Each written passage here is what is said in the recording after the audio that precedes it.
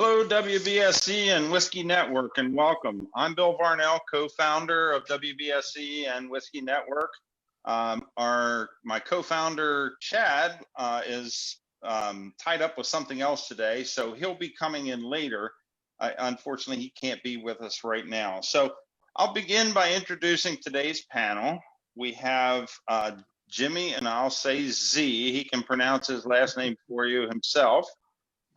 We have Mark Pruitt, and we have Hazel Alvarado, and today we have our special guest, Stewart Buchanan, who is the Global Brand Ambassador for GlenDronach, Glenglassaugh, and Benriach Whiskies, direct from the UK.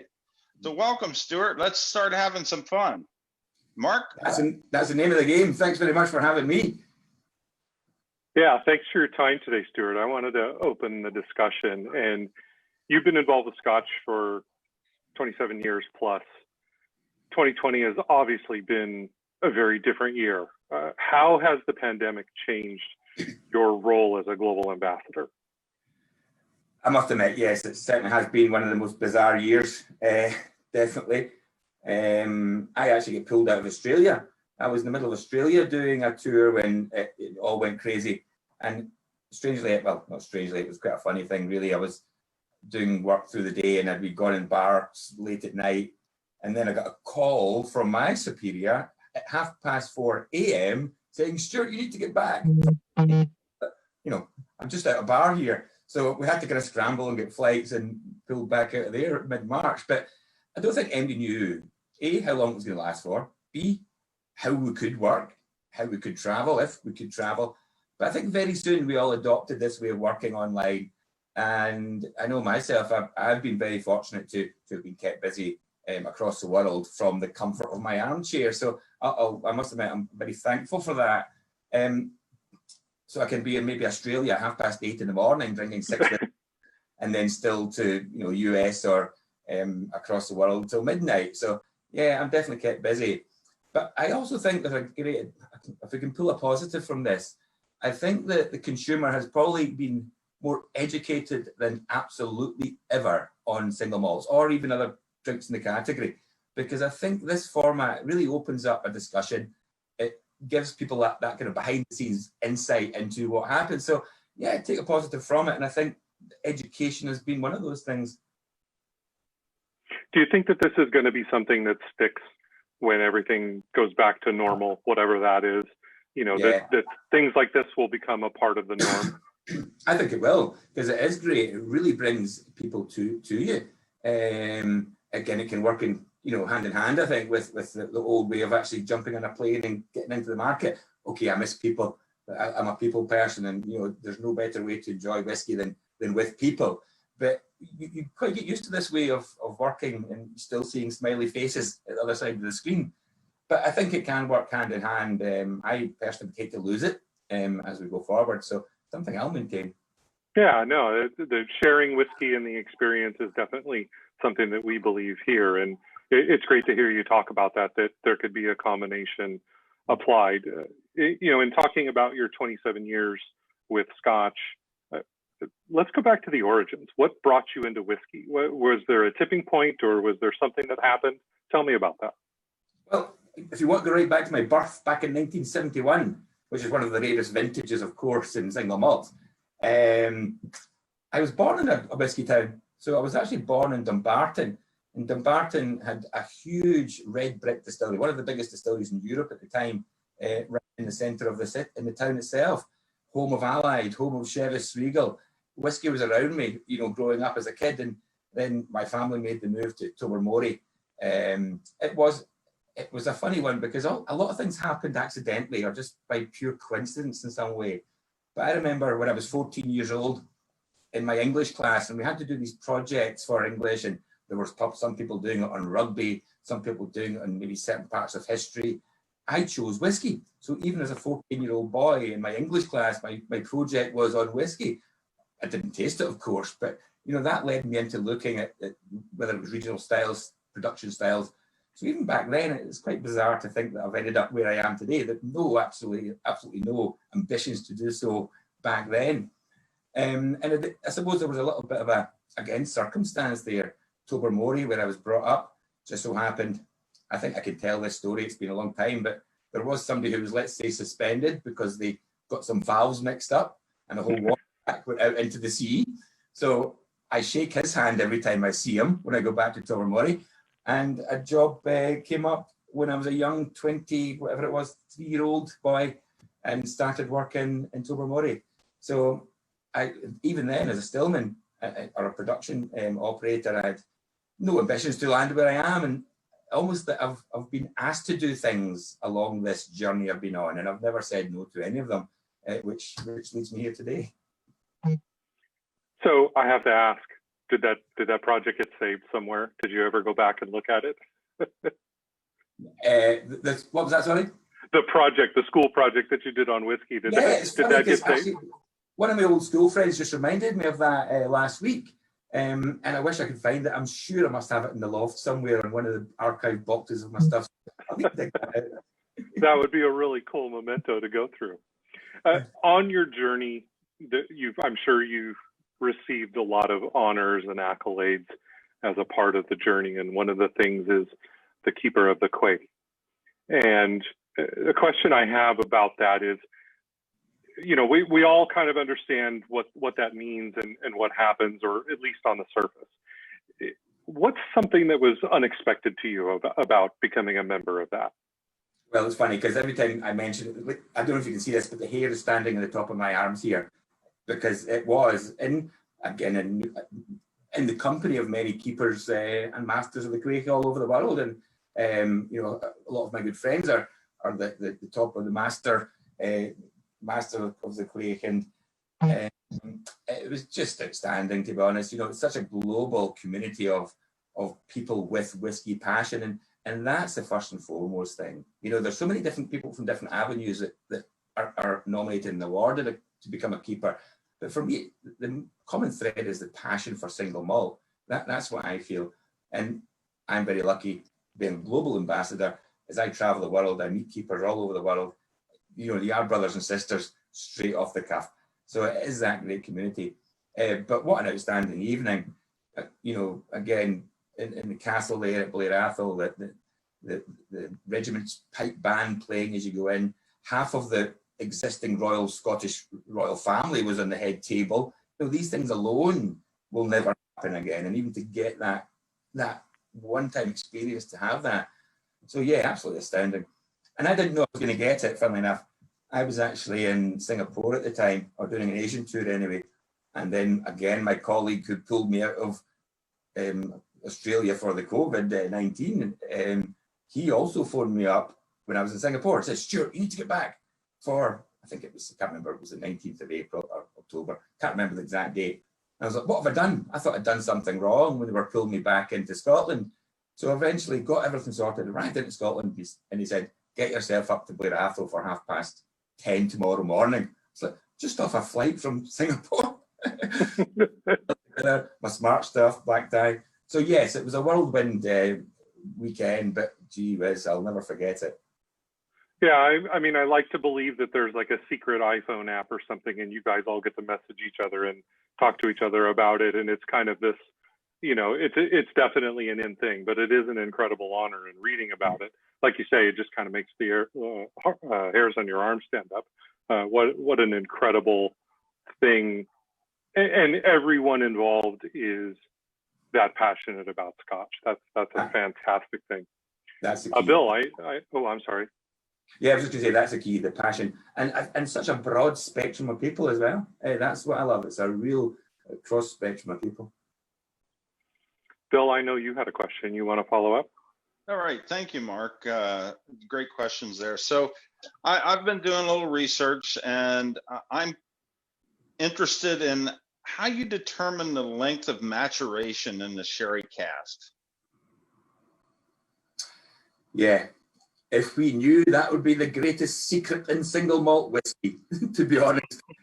But that's also the fantastic thing about single malt. We've worked with GlenDronach. We've had GlenDronach since 2008, and you still cannot predict a single cask when it comes to sherry. Pedro Jimenez are maybe a little bit more predictable as far as knowing maybe what you're going to get in a certain time span. But see, when it comes to Oloroso, you know, you know yourself, maybe you've maybe seen different single casks, or we put a lot of single casks into the market. I've seen neighbouring casks, the same cask that we pay the same money for, you know, same treatment. One can be as light as tea and one can be as dark as Coca-Cola. There's absolutely nothing you can do to preempt what's happening apart from sample, sample, sample, sample, sample, sample, sample. Warehouse management, when it comes to Oloroso casks particularly, is vital. And as you go through that, it's almost, you know, you'll have that kind of almost natural selection. If this one's still moving, okay, I can hold that a little bit more, let that push this way. Has it stopped? You know, you're always assessing how it's progressing. And with that assessment, you can then determine whether to hold it or fold it, you know. So yeah, if we knew that, it would be too standardized, actually. I love the fact that the unpredictability of it, which gives us such a fantastic product at the end of the day. And there's no one thing better than another. So you might get a lighter cask, but that might hold all the fruits, for example. And you might get that darker cask, which has gone in further to the wood. It might give you all the tannins. So when it comes to bringing something together, you can look at that cross-section of what's happening there, then bring those together and just have that, you know, outstanding depth and breadth of palate. Okay, great. Well, I have a follow-up on that, because now we're going to have a sip of and taste one of my favorite Glendronachs, and that's the recent release of the Portwood. Yes. So I was on a virtual tasting recently with May Alta, I guess. She was a wine specialist, and we were talking about the port pipe. So how about how long it spends in the port pipe? And let's take a sip of this and Solange va. Sure thing. Absolutely amazing drink as well. Absolutely amazing. So if I can touch on one thing, the name of Glendronach. So and you know what the name of Glendronach means? It means Valley of the Brambles. Valley of the Brambles. Brambles, blackberries. So just keep that in mind when we're tasting this, because that's what I love. The connection between these dark fruits, which are named after the distillery is named after, are present in this bottle, and all the Glendronachs actually. So just keep that in mind when you're having a sip. Yeah, this is one of the most amazing scotches I've ever had. It is. So, you know, I think that maybe to your point about how long a cask is, when is it ready? When is it hit its sweet spot? You know, every single cask is different, especially European oak, especially with these port pipes, which remember are the largest cask we're using in the warehouse, 600 litres, almost big cigar shaped. Think of a big torpedo cigar, very broad, very long. Now, that big wood ratio is very hard to predict what happens. So what you have to do then is fill several different lengths of time in your finishing, and then it's Rachel's job to assess that. And maybe, like I mentioned earlier, maybe one has got all the big ruby fruits, maybe one has got more of the little bit of pepper we're looking for, and then we'll bring them together. So, you know, it's hard to put an age on it, it's hard to put a ratio on it. It's just, if you can forgive me being not evasive, but quite honest, it's ready when it's ready. Mm-hmm. Yeah, I just recently did a review on this one for our magazine. And it's just ripe plums is the very first thing I get on the nose. That's a beautiful color, beautiful leg. I just love that color. You know, it's got that lovely brightness, that lovely, almost getting into that real coppery ambers. It's got a very much a warming and very autumnal color. It's got that kind of lovely autumnal feel to it. But you're right, just loaded with that fruit. As soon as I put that to my nose, it's just fruit laden through. And I think that's what I like about the port casks. Glendronach has always got this, you know, the plummy notes, the darker stone fruits, but the port keeps that slightly fresher. It's a fresher red fruit, you know, even little bits of strawberry. Sometimes in some cases, you've got a little bit of cranberry running through there, and going back to the brambles, the blackberries that we also have in here. So it's definitely about that fruit progression in maturation. And remembering also the big 600 litre port pipes, just enough of that little tingle in your tongue to get that introduction of the tannins to then almost balance the sweetness and the fruit nature. So we're looking for all of these things combined. Amazing. Yeah, you mentioned strawberries. To me, it was more like strawberry jam. Yeah. Because that sweetness is there. Yeah. And even now, I don't know if you're sipping this, I think the first wave is the fruits. And it moves from that, strawberry compote note there. Then as it goes over the tongue, it starts to get a little bit drier. Almost that drying edge, which is a great influence of the oak. It's not overly peppery, it's not overly spicy, but there is a little bit of spice to contrast that. And then, no, it's just lasting forever. It's sitting in my palate, it's filling my palate. But what I like, I think, which is a tricky thing to achieve sometimes, is right at the back of the palate, we're still maintaining the barley. So we're using big weighty casks here, but we can still get that lovely depth of the stewed barley, which sits right at the back of the palate. What a journey, all the way through.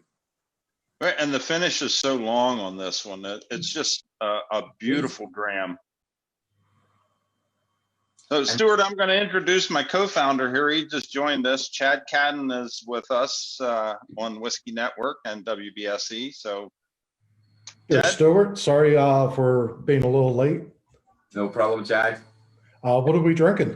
For a second. We're on the Portwood right now. One of my favorites. Yeah, and it's also that very satisfying nose. And I think that's the thing with Glendronach as well. It's a whiskey I don't rush. It is a whiskey I'll pour early. I'll let it open up. I'll let it develop.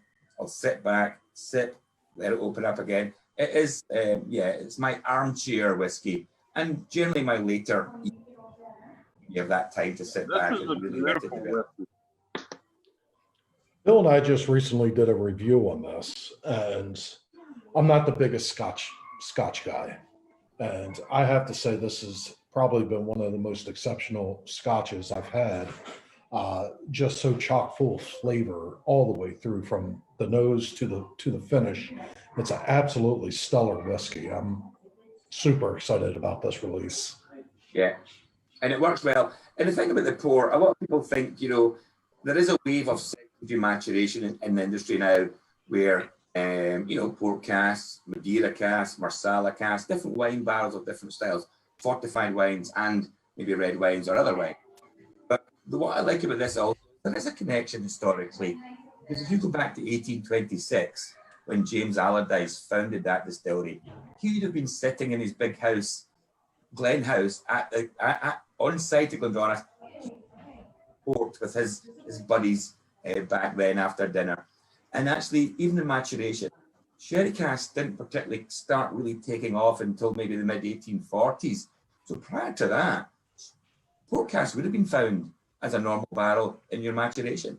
So there is a connection going back to the early days. We do a tasting at Glendronach called the Old World Wines tasting, and that does include things like the old good clarets, ports, Madeiras, and you can maybe see how the whiskey is influenced in these different barrels. All right. Well, thank you very much for that education. We're going to switch over to Hazel right now for a couple of questions from Hazel. Okay, I guess I'm up. So actually, launching off of that in terms of cask, my question to Stewart was in terms of innovative cask management techniques, have there been anything that you've seen recently that have intrigued you? I think it's something that we were at the forefront of it, but with Benriach particularly. And when we bought Benriach back in 2004, there wasn't so many people doing that extent of secondary maturation in different casks. So there was maybe Glenmorangie doing a little bit, Brooklady, but we really started at the forefront of that, and it's what I call the whiskey renaissance, where a lot of people then into starting to experience different casks. And oh goodness, talk about being a child in a sweet shop. It was just amazing seeing these casks develop. So even through, working alongside the port cask, rum cask, Madeira cask, we had about 35 different casks actually working on through there. One of the things that intrigues me now that I would love, we haven't done yet, but we can only work within the guidelines. I don't know if we'll get any plans to do it, But Brown Foreman has got fantastic tequilas at hand. So venture into tequila cask. Why not just experiment with it? So I don't know if Rachel's got any plans for that, but for me, it's a no-brainer. We've got somebody there. Why not just experiment at least to see how they react? Wasn't there some ruling on using tequila barrels in Scotch a few years back? Yeah, it was actually quite recently. It was maybe just a year or so now. Okay. I'm losing track of time actually because it's year, but yeah, it was only recently that they did SWA put the tequila onto the guidelines that we can now use. So for me, it would be a win-win. Okay, so that actually dovetails nicely, since I've been patiently waiting to try this, the Benriach Smoky. One of your reps actually handed this to me and told me that because of the finish of the bourbon and the sherry and marsala, for me, although I do like Scotch, peat is a little hard for me. He actually said he was talking about the space side peat. So could you, Stewart, kind of go into the making of the Benriach Smoky 12 and how this came to be? While I certainly. Yeah. And this doesn't happen overnight. This is 15 years worth of, as you say, looking at maybe what is an eclectic cask collection in your warehouse, and your warehouse has evolved. So back in 2004, we first released a Benriach range, which was our American Oak Dominant. But then you start to build your larder, basically, which is your warehouse for your master blends to work through. And then 16 years later, Rachel into that larder, and goodness sake, what she can pull together is phenomenal. So this is a very unique combination. I love I hope you found that as well, the sweeter smoke in there. The typical Isla, maybe medicinal or iodine notes. What we have is wood smoke. Now, every time I go to the US, I say to people, forget about the word peat. Think about the difference between Texas barbecue and Kansas barbecue. Yeah, you got me there. Yeah. And if you can see this, I don't know if you can, but this is a bit of the peat from our local area. Now, far more root structure. There's bits of bark, bits of wood, bits of twigs in there. This is deforestation of the Caledonian forests. This is fallen down trees thousands of years ago under the landscape. Now, if you truly smell the wood in this one, big time. Yeah, it's all wood smoke. And if you went to Isla, that composition would be more maybe seaweed, more moss, more low-lying shrubs. When you're burning this, you're basically burning 1,000-year-old wood. Hence that wood smoke and the sweet campfire notes we're going to get. Yep. Yeah. You know what I would love to see, Stewart? I'm just going to throw this at you. You were mentioning barbecue. There's a thing in New York called the Big Apple Barbecue where they have the pit masters. You could do a pit pairing with barbecue. So it's like pit masters, peat masters. You can take that idea and run with it. Run with it. Invite us. Just rolling with that. Do you know another thing that's quite intriguing about this? So we've got a great cask combination. Excuse me a second. We're working with bourbon, sherry, and marsala. So normally through the course of the whiskey, you know which ones are the base, and then you know which ones are the middle. But I think what Rachel's captured here is a perfect integration of all of these characters coming together. So you do get the lovely American oak notes, typical, the little bits of vanillas, the toffees, the kind of the sweeter American oak notes there. But then you do get the sherry, the chocolate, the cherries, the orange peel through there.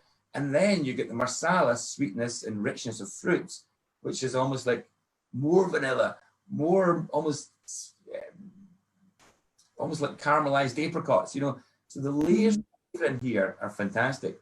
And the fact that you can still taste these through the smoke is also awesome. Yeah, so it's not overpowering the smoke part. It plays well with that. The funniest thing is as well with the peat. See, when you nose the peat, you think, okay, I know it's there. It's like a barbecue in 4 gardens down. But then as you taste it, the barbecue's in your garden. So the nose is more distant and the palate is more forward. And for me, actually, when you taste this, count in your head. 1 Mississippi, 2 Mississippi, 3 Mississippi. For me, it's about 10 Mississippis before that peat comes in, boom, and gives you that beautiful wave of smoke. It is. This is very, very good. So switching tactics a little bit, doing research in regards to the production, since your background's engineering, there's a lot of production. I came across something that I hadn't heard of before in terms of charging rates in the stills.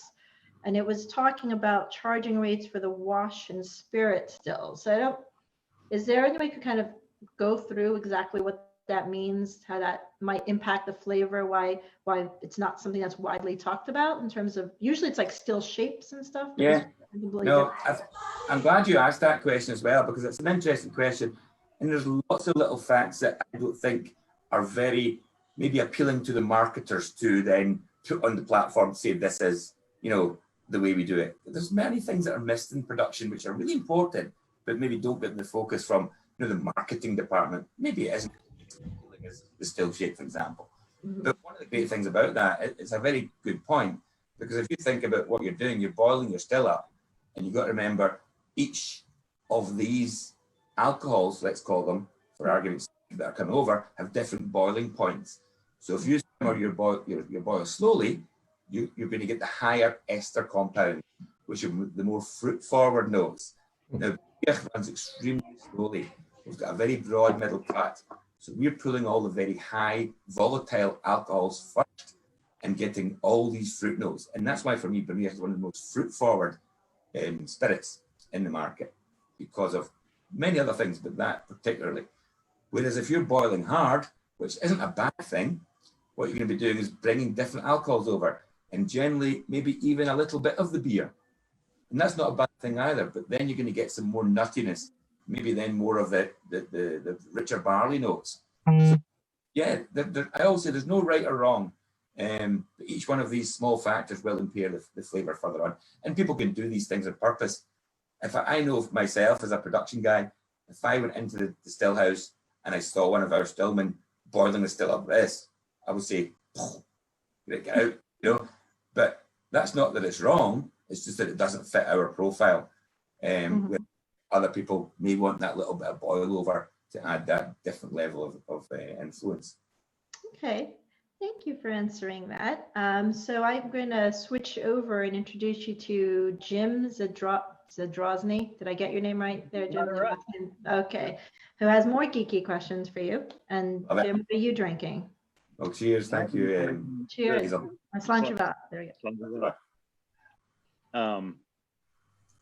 I am drinking the Glenglasso single cask, rare selection that Rachel Berry did for a local retailer that I had the opportunity to buy it through.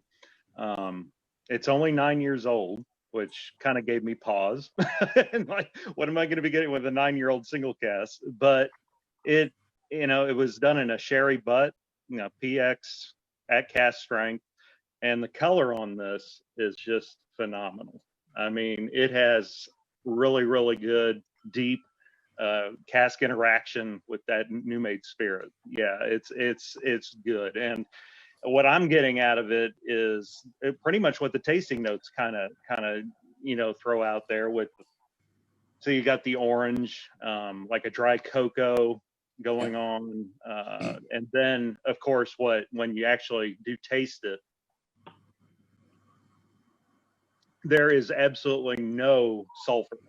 So this is a phenomenal cask that was used for this. It's pure as you can get, and the finish on it is what I find most fascinating, because it has almost a sea spray salinity to it that would mirror where Glenglasso is, which is on the water, or on the near the water. So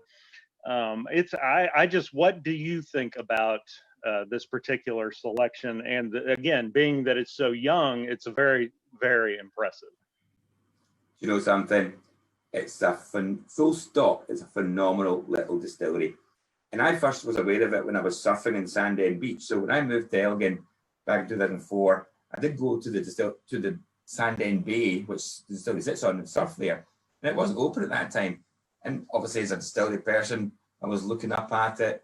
I went up and wandered around. I brushed some cobwebs off the window, like peering in. And I was like, such a shame this place isn't open. 2 years later, almost 4 years later, it reopened by a small group of individuals who I knew very well. And even then, when they started making new make spirit, been good friends with them. They gave me some of the new make spirit, and that new make spirit blew me away. It's almost tropical. It's pineapple chunks. It's like candied pineapple. It's such a. Do you know what? As well, I don't know if you have it here, but what I think when I even knows this, it's like walking into an old candy store. Yes. There's candy stores where you get big jars of candy, you get oak counters polished with wax. That's what I get when I nose Glenglassaugh. Sure.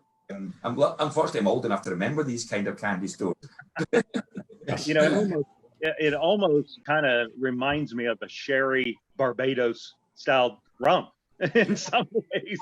It has that deepness and richness to it that really reminds me of the citrus, tropical fruits that you're discussing. So yeah, high esters again, high ester distillation we're looking for there, which works. Absolutely. The fruits of the PX, the little chocolate notes of the PX. I think you're right, that little salt sea spray coming in there.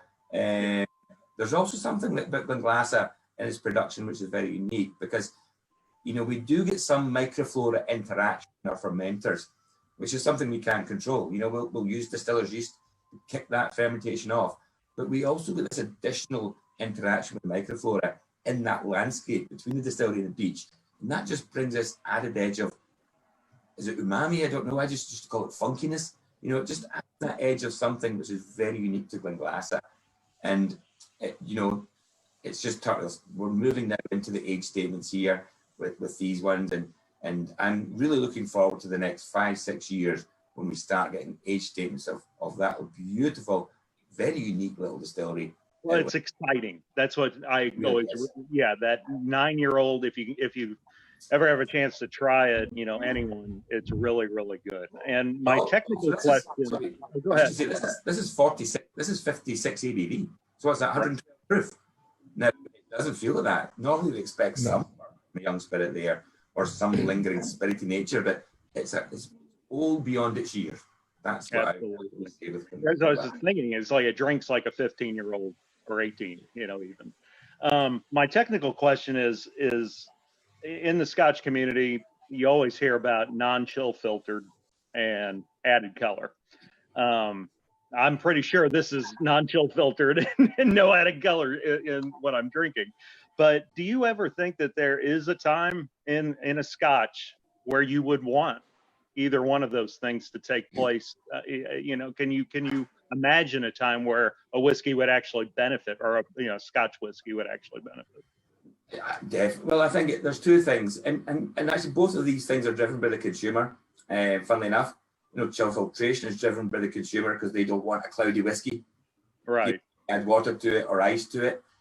Same as colour. They want to know that when they buy that whiskey, it's got the same colour running through it. We don't really mind if maybe the 18 is a little bit, like Glendronach, for example, very difficult to achieve that big rich colour actually. But maybe some people, when they are, used to Glendronach and know our backstory, they don't mind if it's a fraction lighter this time or a fraction darker this time. They know it's a natural product. But I can see why, people want to get that consistency across the world. And I don't really see it. As long as it's used wisely, it shouldn't impair the whiskey. I know of whiskies which are almost Coca-Cola, in fact, and then you can start tasting that burnt caramel and you're like, I wonder. But also, if you want to know if a whiskies get colouring in it, you just need to go to a German website. Because in Germany and Switzerland, you have to put on the back label if it's got E150 added. So it's always a nice way to find out and double check if a whiskey is coloured. Chill filtration, same point. I think, looking at the consumer who doesn't want a a cloudy whiskey, some people maybe chill filter to do that, but it's purely, I don't think chill filtration actually hurts the whiskey too much. As long as you got to remember in Scotland, it's not like a huge chill and a massive filtration. And sometimes in some cases you might just give it a light chill, a light filtration, just to remove any of the fatty acids and proteins. So I don't see a problem with it either way, as long as the whiskey's still good. And maybe you've not removed too much of that viscosity, mouthfeel. I think that's the first thing that goes when you maybe over chill filter, is that mouthfeel. Right. Absolutely. Well, thank you very much, and thank you for this wonderful single cast. I'm going to enjoy the rest of this bottle of. Well, keep on shouting and screaming about it, because watch this space for Little Glenglassaugh. It's a wee rock star. Bill, do you have a next question for? Yeah, I'm going to bring up the next question and we'll get the answer. And then Chad's going to come in and we're going to do a sip of the Glendronach 18. So whiskey is known as the water of life. How does the water source impact the final product in making your whiskeys? For me, it's the first building block. It really is. And you can either pay attention to that first building block or you can ignore it. So by that, I mean, if you're starting off with, and it's all about minerals, actually, mineral content in the water. You could have the most fantastic mineral content in your water that can produce fantastic dynamic flavors. But if you don't take the next steps to promote that, you're not going to harness maybe what you were going to want or what could be possible from that water. So we're very lucky, actually, in our 3 distilleries. They've all got very different water sources and different mineralities of levels of hardness and softness. And we actually tweak our production in each distillery to fit that water source to promote the flavors that we can reap from it. So in general terms, the harder the minerals, so the higher the minerality in the water, the harder the water, through fermentation, there is a reaction that changes how the yeast propagates and will produce more of the fruit esters, which will give you, for example, in Benria's case, the orchard fruits, the apples, the pears, the apricots. Now that comes purely in the fermentation stage. You really must have long fermentation to take advantage of that. So that's what I love about Benria. Long fermentation, letting that yeast and water do its thing, producing all these big high esters that we're wanting to reap in this distillation. If you don't give it its time, it will not produce those. So Glendronach, softer water from the hillside, no good or bad. There's no difference there. But with Glendronach, we know that water, we can then push it to the more heavyweight notes. So it's almost like, even starting off with the 2 different waters, Benriach and Glendronach, everything we know now from the water, Benriach is going da-da-da-da-da-da-da-da, and everything in Glendronach goes da-da-da-da-da-da. So that's the first point you can start pushing and driving flavors through just these wee changes in production. Okay, Chad? One of the reasons Glenglassaugh's got that lovely, almost sweet shop note. Now, I have to say this in a caveat of, as far as we can find, because we don't know everybody's water levels, but as far as we can find, Glenglassaugh's got the highest minerality of any distillery in Scotland. It's about 220 million parts, which is huge. So that's another, hopefully when you know that, and then you taste the Glenglassaugh spirit, you can start to connect the dots. All right. So, Stewart, the Glendronach 18-year-old, can you walk us through a nice pour of this? Because I've been... What I will say, Chad, is normally this is where life becomes easy. I'll do tastings with this, across the world, different people. Then after I've talked for 2 hours, which I can do quite easily, I say, this is me. Time I shut up and don't say anything now. Because what can I say that makes that whiskey any better? Absolutely nothing. Right. No, well, go quiet. I will give you my thoughts on it. It's just a first quick pour, and beautiful color in it. And the viscosity in the legs are absolutely thin and beautiful. You get that nice barrel finish on it, and little buttery and leather notes maybe.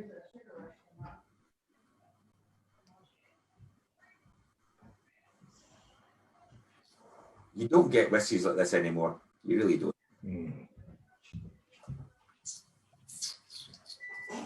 That's dynamite. Wow. It has that just stays with you. It just builds up in the back of your throat so nice. And that's why, again, I need time. I've poured this at the wrong time. I've poured this at the wrong occasion. I need time on this. Even I had this is when I did have pre-poured, because I even like to pour it 20, 30 minutes before I taste it, just to let that open up and breathe. Yeah. You don't want to rush this little baby. But how dynamic, how full of flavor. It's a big Highlander, robust, You know, it's got that length, it's got the depth of dark fruits, beautiful wood. It's fully matured Oloroso, which is a cask style I think is not as common as maybe it used to be. Because back to that question about unpredictability, it's very hard to achieve this or to find the casks that are going to produce this. So it's maybe a cask that had gone by the wayside a little bit historically through the industry. But Glendronach, always been sherry. We were so fortunate to again buy the distillery back in 2008 with these quantities going right back to the early 60s. So absolutely amazing. The stuff I've been trying recently from Glendronach has been some of the best scotches I've had in a very long time. It's kind of come with one of my favorite distilleries now. And this just kind of seals it even more. This 18-year-old is just drop dead sexy. The flavors all over the place, but just complex, and you want to delve into this. As you said, you don't want to rush this one. This is something you kind of want to sit back, listen to some, my case, some old school blues music.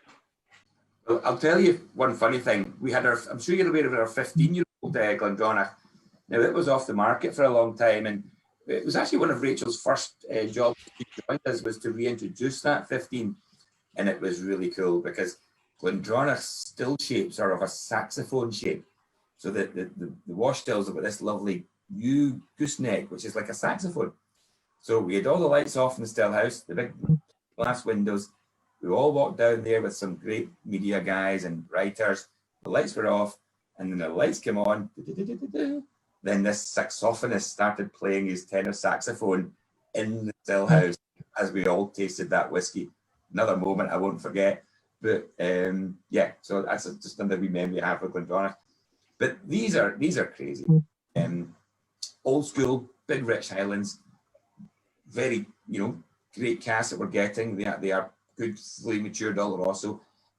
But also you've got to remember the spirit that comes in here, because there's no point. I always think there's no point in fighting your spirit against the cask. That's when you're not going to get the balance of the synergy. So this is the Glendronach New Make Spirit. So Glendronach, it's not hand sanitizer, it is Glendronach. Okay. So look at these. I've never thought I would ever have to say that when I used to have this before, but this is so even straight from the stills. I put that in my hand. It's the best way to taste it or nose it. I can feel that oiliness. I can feel that viscosity that we're reaping through these still shapes and the production techniques. First nose. What's the name of the distillery? Brambles. Valley of the Brambles. I've got these berry fruits already there. That's the fruits that are already there. A little bit of sweeter apricot, but mostly dominant by the blackberry fruits. So there's also cigar box, there's also the leather, there's also sandalwood, even in the New Make Spirit. So then if you think about tasting notes that you'll normally write with sherry or Oloroso particularly, they're actually all very similar notes. Black, dark fruits, oak spices, cigar box, leather. So you can see how that spirit is going to work perfectly over time in these Oloroso barrels. They're not fighting. It's in a happy place. We want to put our spirit into a happy cask or let it put it somewhere where it's happy, and it'll perform better and produce these amazing results further on. Okay. Thank you for that, Stewart. And on that related note, can you actually talk about what it's like to work with Rachel as you're creating these wonderful whiskeys for all of us? Yeah, and again, I don't know how she's done it actually, really, because it's just 4 years or so that she's been with us, and to go into to join us and go into and be able to assess three distilleries warehouses and still create what a mind, what a palate. Normally that's a lifetime's work to even just to understand a distillery, she's understanding three and all the complex casks we have in between. So absolutely amazing. And she is great. I think the palate and how she brings whiskeys together is phenomenal. And always in balance. I think everything she does is balance, balance, balance. And you don't just sip a whiskey and say that's a lovely whiskey. Like I mentioned earlier, even with the Smoky 12, it's a journey. From the first sip So that last note in the finish, you're taken through this journey of everything: the location, the distillery, the production techniques, the cask maturation, the barley at the back, the smoke in the middle, the fruits that we can develop. That's awesome. And I'll tell you another kind of strange thing, which is just purely accidental. If somebody had asked me, 7 or 8 years ago, before Rachel joined us, what was my favorite whiskies outside our group? Actually, my favorite whiskies were 2 of her previous distilleries when she was with her old company. So that was just one of these other twists of fate. Nice. It works so well. We do actually have a question from the WBSE group. If you can take a moment to answer it, Stewart. It's from Sunish, who says, hello, Mr. Buchanan. What is your feel on the Doric, and is there a possibility that we can expect it in the US market soon? Well, I think that's my good friend from Chicago, possibly, is it? Well, that was a very limited release only for Taiwan. So in the rest of the world, we had what is an 8-year-old, and it was a young 8-year-old whiskey, and beautiful, because we actually bottled an 8-year-old, because if you went back to the 1960s when Glendronach was in its heyday, the most commonly found whiskey back then was its 8-year-old expression all over the world. So we wanted to kind of touch back to its heritage there. So we did have an 8-year-old there, and we were looking at different markets, and the Taiwanese market said, well, our market's not quite ready for that 8 figure yet, but can you give us something else? So my colleague, same colleague as I was talking about, Douglas Cook, he'd actually, put it to the previous master blender, can we come up with something different? So we went for a high, it was still around about 8 years, 10 years old, but it was of a higher ABV, same cask combination, but it was Taiwan only. So unfortunately, that won't be a US. Thank you. Jim, Jimmy do you have some questions? Oh, Tad, go ahead. No, Jimmy Z. No, go ahead, Chad. So I think I may know the answer, or at least I have my opinion of the answer. You talk about a solitary whiskey and a social whiskey. Can you elaborate on that? Sure. This, even here, I don't want to take another sip of this now. That one sip of the 18 is just staying with me. I'm quite happy, just enjoying what I've got there. I'll go back and nose it without sipping it. I might take even 20 minutes before I take the next sip of this. That's my solitary whiskey. That's my armchair in the fire. Okay, maybe 1 or 2 friends round, but I don't want this to be a raucous party. I want, this is my, leave me alone. I'm in my wee happy place here. Yes. So, yeah, and totally different, whiskies that I have in the garden in the summer, my barbecues, definitely things like the younger Glenglasses, Evolution, for example, or the 10-year-old Benriachs, more of that bourbon barrel influence coming through, and beautiful. And these are also whiskies I would drink in a bar. I have whiskies I drink in bars or, with friends. So, yeah, definitely a difference there. Yeah, I totally get that. Every now and again, I'll come across the whiskey. Recently, I had a pour of a Rittenhouse rye that was aged for 20 years and it was bonded, but it was bottled slightly after Prohibition ended. So as I'm having this pour, it's just one of those whiskeys that just totally blew me away. Like, oh my God, I seriously need a moment alone. Yeah. So I walked away from the company and found a little area, just sat down with the glass, and I think I sat in the other room for about 30 minutes with this glass of whiskey, and just to get to know it. Well, do you know a thing, Chad, as well? And I think that's where American whiskies and single malts hit the mark, because it's more than a taste. It's a feeling. It's a sensation inside that you can't even describe. Yeah. But it's got that thing. Now, what I would love to know what that thing is. But when you feel something inside when you drink something, that's usual. You get that with that thing is like the tuning fork inside your soul getting rung, and whether it be by a moment or a great whiskey, I think it's a beautiful thing how it does touch you deep, and you can have a moment and just reflect on the time it's spent in the cask, all these things that are so endearing to all of us who are enthusiasts of whiskeys. And I think some of these, like you're talking about the 18-year-old, I'm probably going to be having a pour again and just kind of chill out by the fire pit. And you know, as dinner's slow baking in the oven, I'm going to get to know this one, because that's a absolutely stellar Glendronach. It is. And funny, actually, a lot of people, when I answer this question, sometimes to other people, I have to put in that it's not because I'm cheap and I don't want to buy my friends these whiskies. It's just I don't. I'm sure you're probably a lot like me. I come into your house, we're going to have whatever you have and enjoy. But you're right. Those private moments with you and a glass and a bottle sometimes is worth spent alone.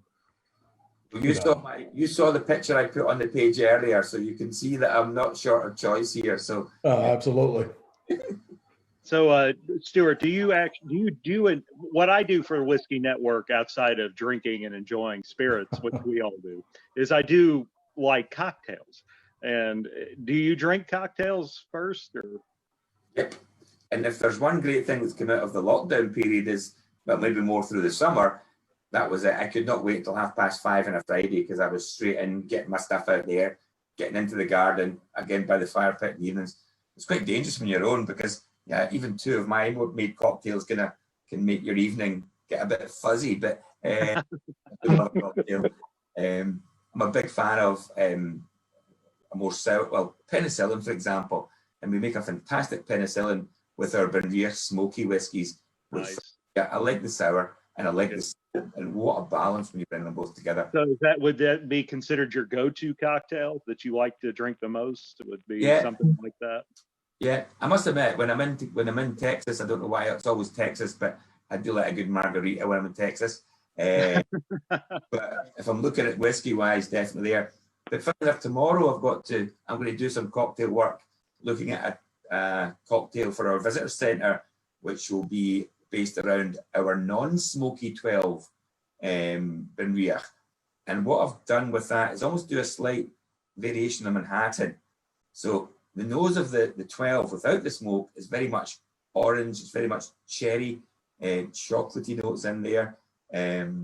So what I'm going to do, I'm going to take what we would think is it's a variation of Manhattan. So it's using cherry brandy, it's using a little bit of triple sec, and then I've also got what you would normally put in as a sweet vermouth. I'm going to flip that out for some Pedro Jimenez sherry and just stir it, chill it, get it on ice. Boom. That sounds amazing. I think that'll be a success. What I like the most about cocktails is taking classics like, say, a Manhattan, or like in the 80s, there amaretto sours. I don't know if you've ever heard of that. Amaretto sours were big, and throwing in a peated scotch into a sour, and turning it into something truly unique. And everybody would look at you like you're crazy for doing that. But it's so complex in your flavor profiles.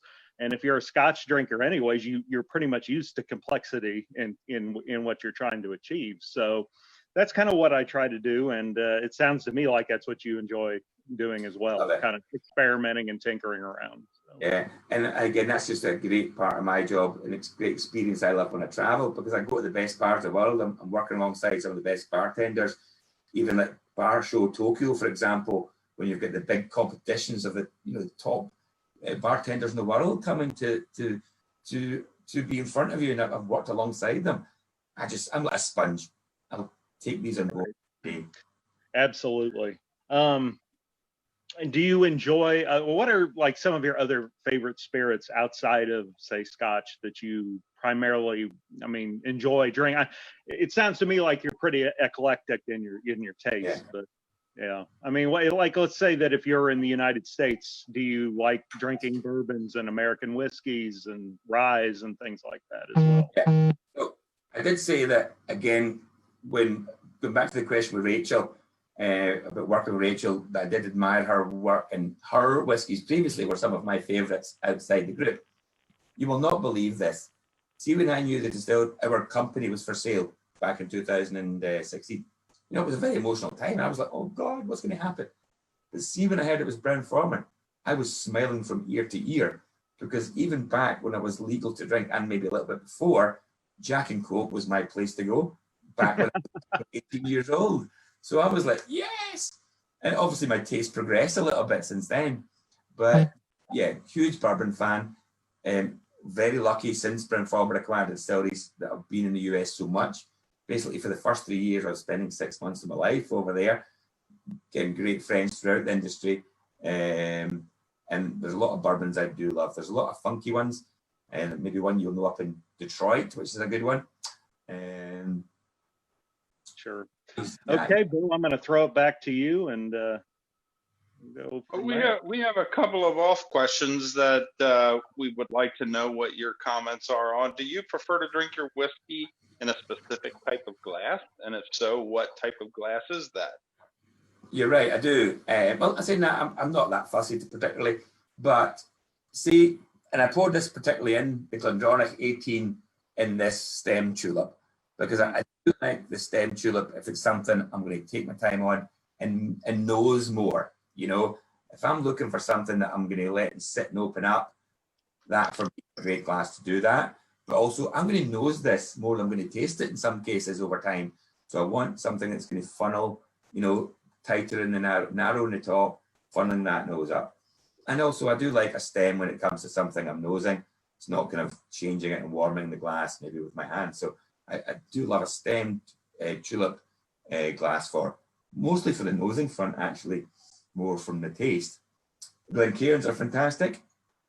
I think the Glencairns are very well designed. Same thing, larger bowl, narrowing at the top, nice and heavy. So again, they're a nice feeling glass, and that's my all-rounder as far as a Glencairn. But one of my favourite glasses, and this might go back to growing up with my grandparents, when they were drinking their whiskey, they always had these lovely, the smaller, what you would call, I suppose, old-fashioned glasses in the US. You know, the small crystal tumblers. I love sitting with a glass like this. Again, it's a dinky wee tumbler. It's not going to, you know, it's a good size to keep the whiskey in good condition, and I do like those. I'm a big fan of glassware myself. I have a plethora of different glasses, and I think certain glasses really complement certain whiskeys. You know, a rocks glass, like a heavier bodied bourbon, for example, you know, 100, 120 proof, you know, you put it in a rocks glass, I think that air really does well with the whiskey itself, just like scotches, you know, definitely the Glencairns and whatnot. That's just my take on glassware. But do you know what? I'm laughing at myself here because I've got some lovely big tumblers, you know, big handful that'll fill my hand. But I'm laughing at myself because I've got friends around. I pour too much whiskey for them in these glasses. That's why I like the. That's why I like the slightly smaller one. I have that same problem. Stewart, do you have a unicorn bottle, something that you've been in search of or would like to get a bottle of and haven't been able to? I think we all have unicorns, but to you, I asked that question.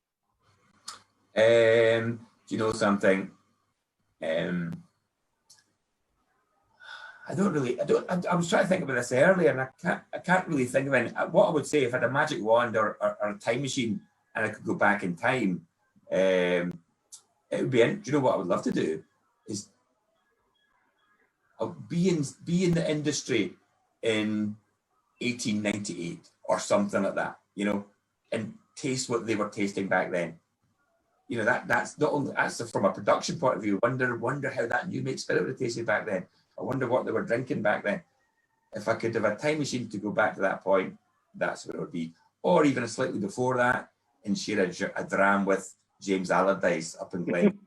So that would be my moment in time, as well as a wee drama, the good Glendronach with him.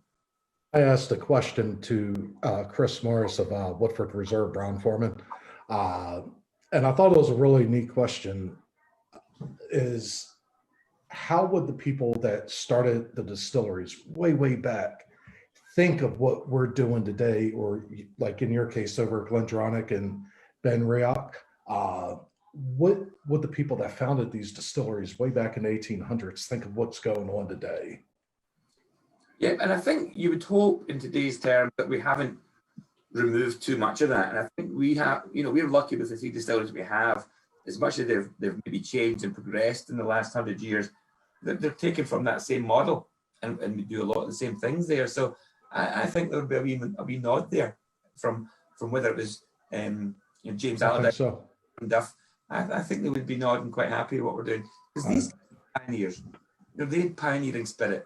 They were almost that first wave of distillers. I think they'd be hugely happy to see where single malt is today, and probably just wish they were part of it. I definitely agree. All right, Stuart, we have one last dram to sample, and that's the Benriach 12. So let's have a sip of that and a few words about this particular dram. Sure. So I'm just going to have a wee glass of water. That just shows you how strong that Glendronach 18 is. So powerful. Still on the tongue. Yeah. Mm-hmm. This is very delicate on the nose for me. I get some floral notes just to start with. Yeah, it's very light on the nose. So again, beautiful combination. 3 casks again in here. So this time, and you got to remember Speyside. So that's another great thing I didn't mention the 3 distilleries we have. I'm in Elgin just now, so this is the capital of Speyside. I'm only maybe 3 miles from Benriach, so I'm in the north of the Speyside region. Glenglassaugh sits about 30 miles east on the coast by that lovely sand end beach, getting that salt air from the North Sea. And then Glendronach is about another 30 miles inland to Aberdeenshire. And to go from Glendronach and Aberdeenshire back to Elgin, let's call it 50 miles. So this lovely triangle. And hopefully just to touch on that is you can see even how each distillery is so different, even in what is quite a small triangle of Scotland. So Benriach, Speyside should be the easiest drinking. It should be most fruit forward. And even out of all the distilleries in Speyside, I do believe Benriach is even more fruit forward than any other Speyside distillery. It's just loaded with that fruit. So 3 casks in here. We are using the bourbon, the sherry, and this time port casks. So the port is going to be the cask also that will just tweak that fruit and just give it a deeper, richer note. This is one I was going to make that cocktail out of. So Okay. Dark maraschino cherry, got a lovely interaction of the little bit of crisp orange, keeping it fresh, keeping it bright. Benriach is always a very lively malt. Even going back to the 90s and 70s, is a very lively, bright, crisp malt. And I think that's what I like with it. And that's for me why it's maybe my summer garden whiskey or my social whiskey with friends. Yeah, I could definitely see that. It has this really cool buildup in on the palate of the little bit of heat that just shoots up through the center of your mouth to your nostrils. Yeah. And then again, lovely that spice note. It's got a spice note and then more mocha notes. Lovely. Yeah. Coffee's in there. The fruit's just all over the place with the fruit. Yeah. But it's one of these ones also that's very viscous, beautiful viscosity, but it's not. You'll get that even lips. It's almost like that little lip balm there, and you can feel that depth and character.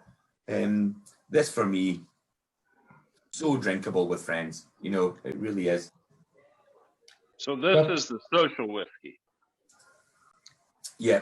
This is definitely chuggable, Bill. Yeah. And remember, we've had 4 whiskies already, so your palate has got a little bit tired of these 4, and the fact that they were quite high ABV. I'm saying you guys are individual, but even myself, even though your palate might get tired as you go through a dram, this still holds up there. It still gives you that huge complexity of spice, fruit, oak, barley, all combining in the glass. One thing that I look for in a quality whiskey, whether it's scotch or bourbon, is that viscosity, the little coating on your tongue. If that's not there, it doesn't do it for me. I like a bit of viscosity with my whiskey. Yeah. And I think you get this is a funny thing that I think that happens, and it's maybe why even tonight, I've not added any water into my whiskey. I think we've nailed the strengths in each one of these.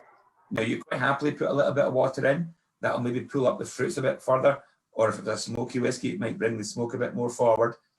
But I like to use my palate for that. So I want that richness, as you say. I want it to coat my mouth. I want to get that salivation going. That's going to clean all these fruits off my palate, but then let other flavors come through as you do that. You know, you get that experience of that journey of flavor. Sometimes if you put your water in straight away, you might not get that journey of flavor in your palate. You know, In closing, go ahead, Pat. You got something to say? Yeah, I was just going to talk about this one for another second. It's such a light colored whiskey, but it just has everything dancing in this glass. This is actually a really fun whiskey to play with, I think. Yeah, and I think also it loves bourbon barrel. Benriach loves bourbon, American oak. So if I was to look this time at Benriach's new make spirit, as I did with Glendronach, so this is Benriach's new make spirit, BRD on top there. Same thing I'm going to do, scoosh, scoosh, scoosh. This time, no oils. It's a drier spirit. You know, it's a hard minerality water. But this time, put that to my nose. If I shut my eyes, it's like walking through an orchard. Apples, pears, apricots. But then even now, they're a dusting of icing sugar, dusting of demerara, dusting a wee hint of honey, which you'll see maybe coming through. Further maturation is that little bit of even maple sweetness that comes over the back. Again, it goes back to that synergy between the spirit casks.